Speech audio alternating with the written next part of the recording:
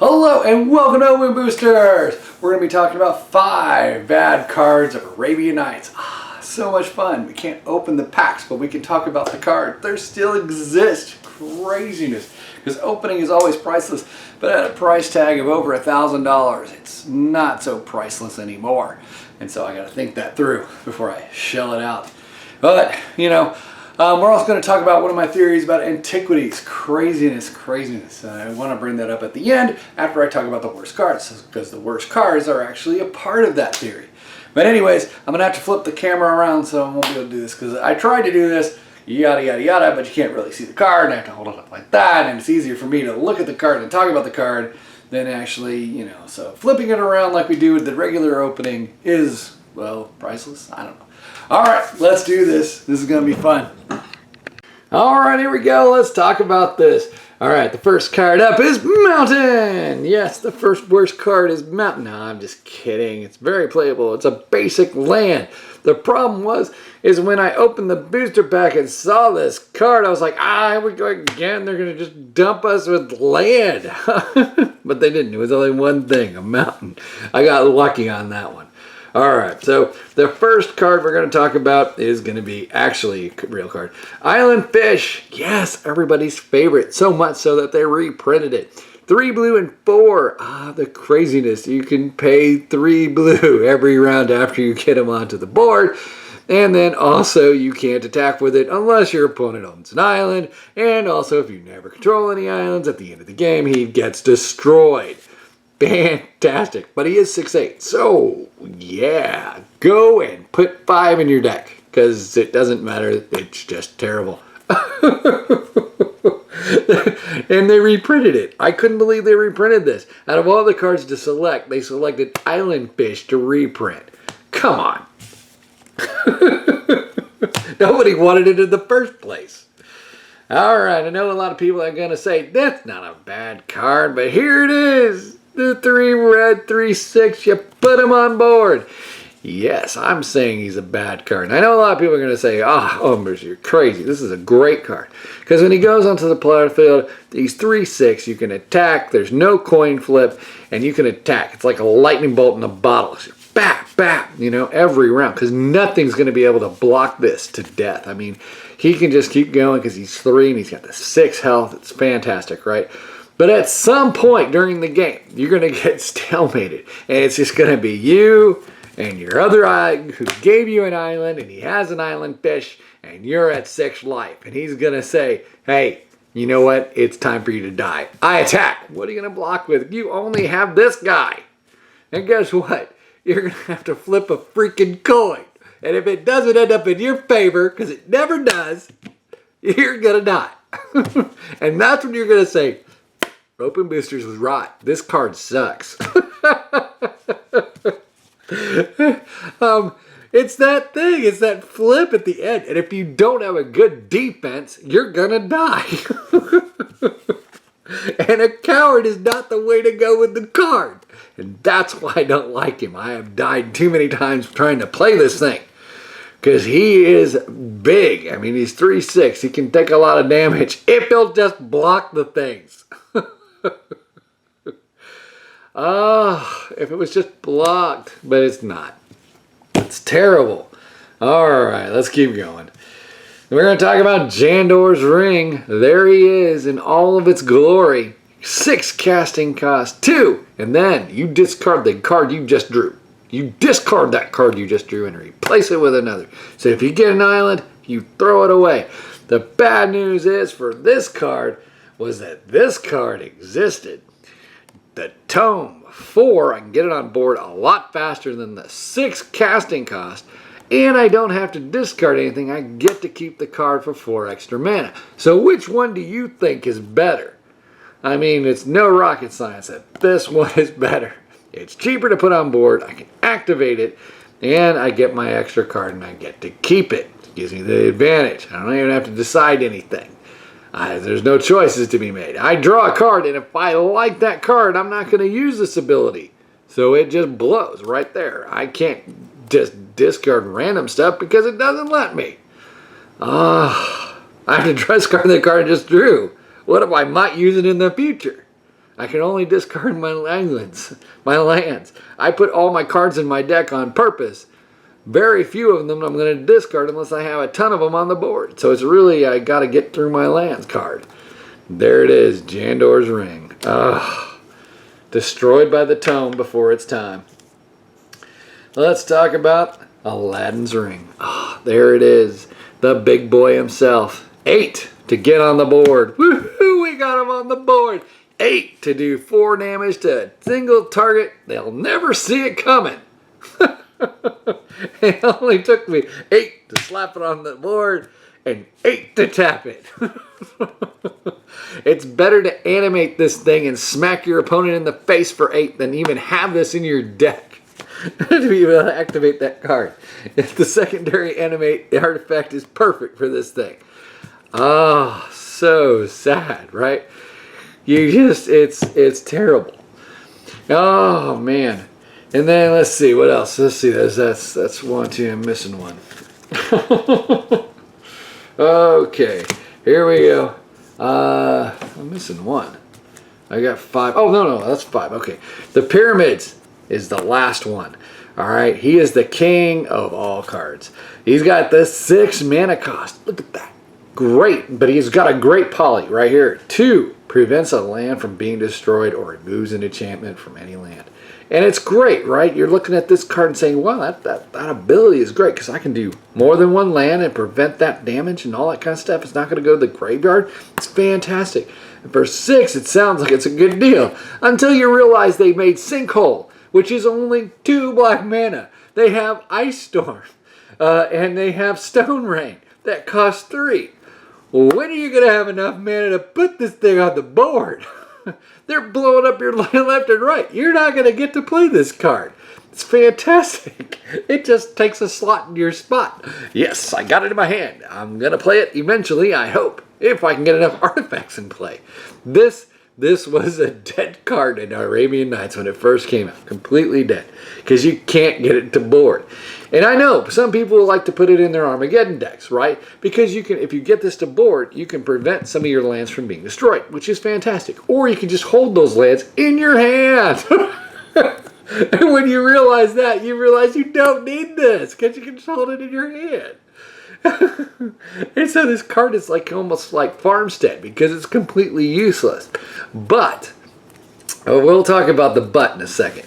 All right, there you go. So those are my 3 worst cards. The 5 worst cards. We got some honorable mentions. So we got Aladdin's Lamp here.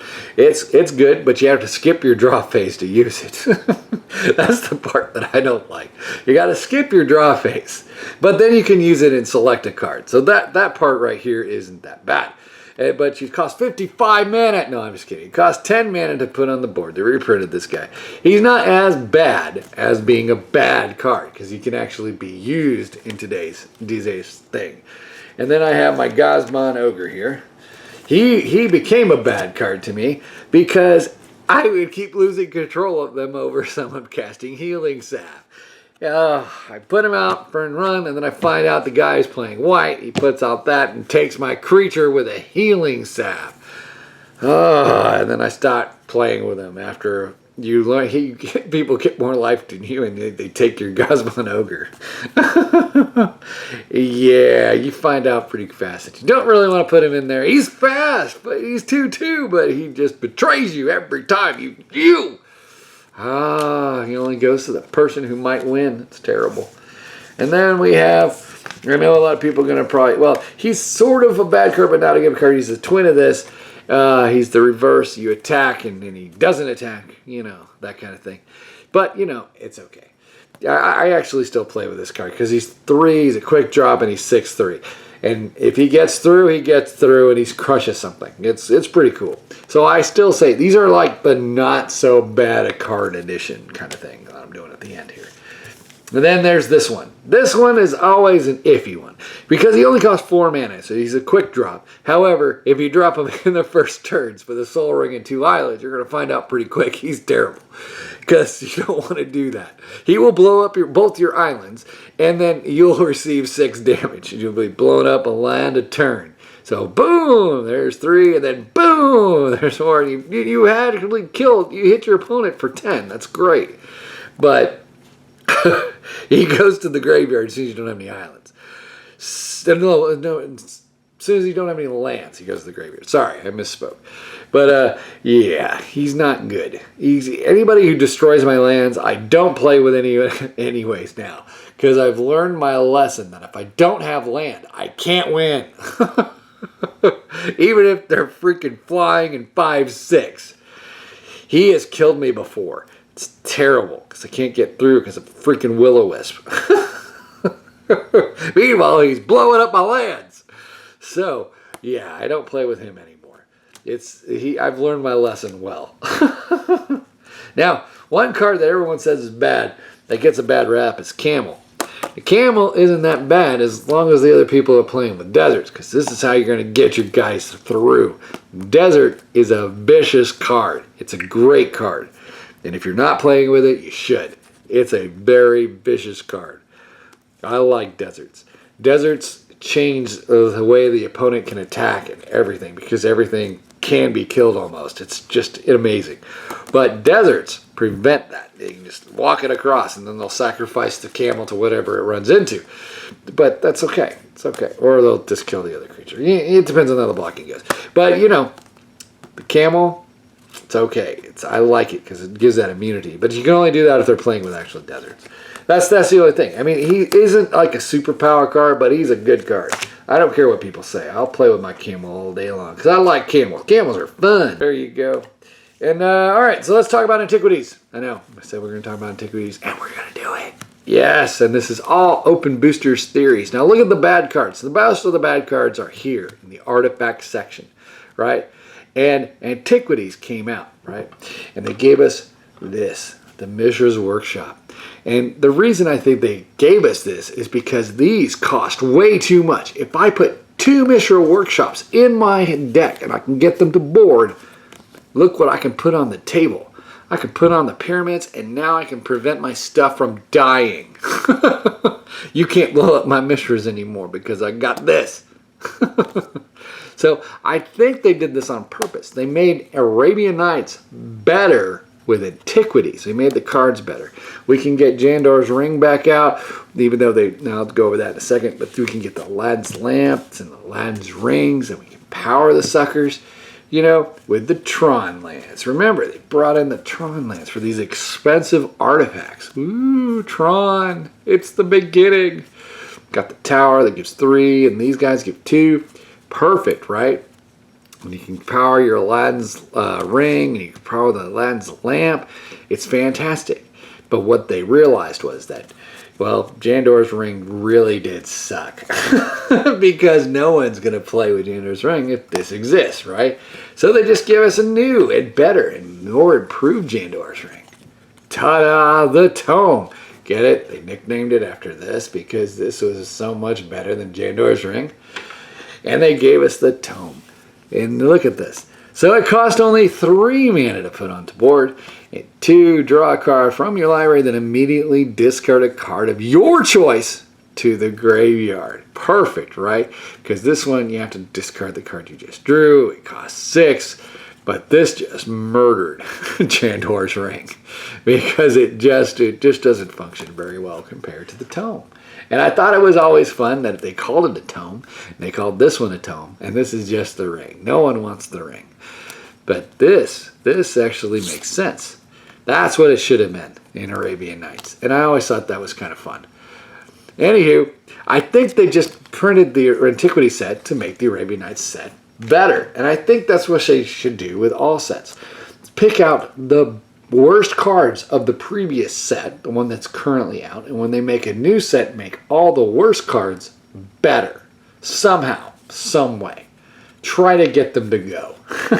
I mean, they gave us even these to pull out artifacts, right?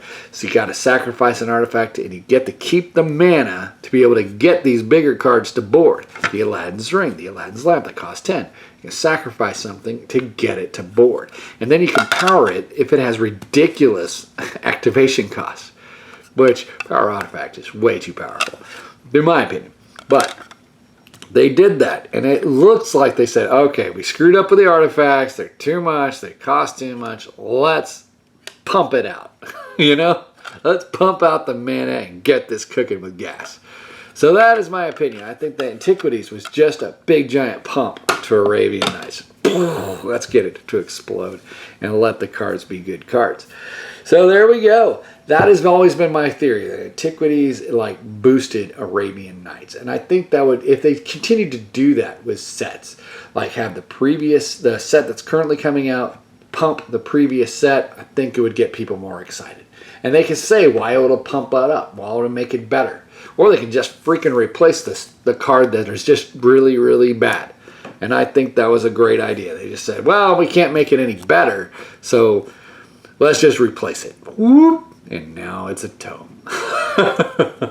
All right. Hit the like button, subscribe, make a comment, and let me know what you think. All right. If you like these kind of videos, put that down there too. All right. Talk to you again real soon.